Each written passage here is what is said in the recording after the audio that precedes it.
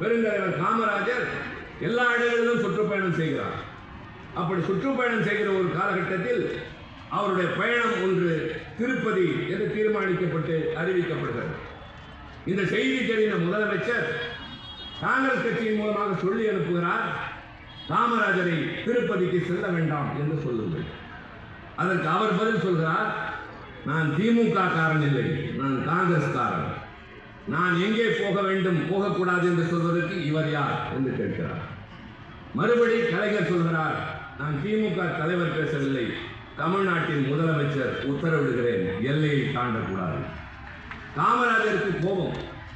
அவர் மூலமாக அவருடைய தூதுவராக ராஜாராம் நாயுடு என்பவர் கலைஞரை சந்தித்து காமராஜர் மிகுந்த மனக்காயப்பட்டிருக்கிறார்.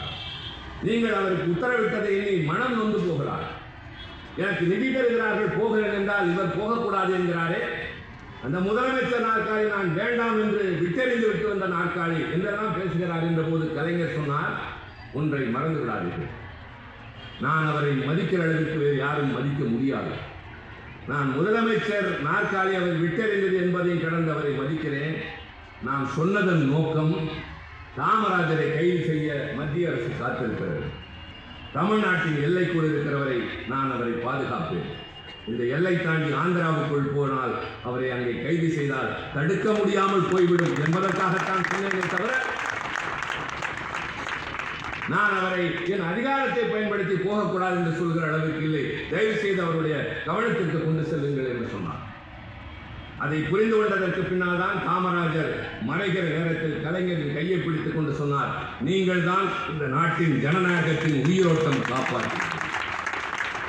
எந்த காமராஜர் கழகத்தை எதிர்த்தாரோ அதே காமராஜர் திருமலை நாயக்கன் தெருவிலே அவரை பார்க்க போன கலைஞரின் கையை பிடித்துக் கொண்டு கண்ணீர் உகுத்தது வரலாறு, மறந்து விடாதீர்கள்.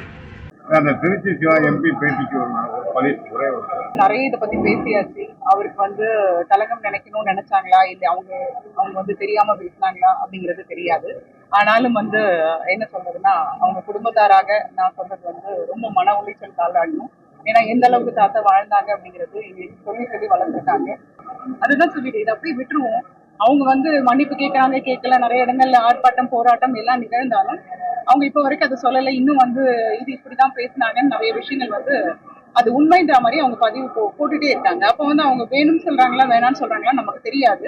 இப்ப நான் அவங்க பேசும்போதோ இல்ல அது நடக்கும்போது நான் இல்லை அந்த இடத்துல. ஸோ எனக்கு என்னோட பெற்றவங்க சொன்னதும் நான் பத்திரிகை வாயில படிச்சதும் தெரிஞ்சதும் தான். அதனால இதை நான் இந்த என்னோட வயசுக்கு அவங்க மூத்த தலைவர்களை விமர்சனம் பண்ண எனக்கு தகுதி இல்லை அப்படின்னு நான் நினைக்கிறேன். ஸோ என்றும் என் தாத்தா உயர்ந்தவர் தான், அவரை உயர்த்தி தான் பார்க்கணும்னு நான் நினைக்கிறேன்.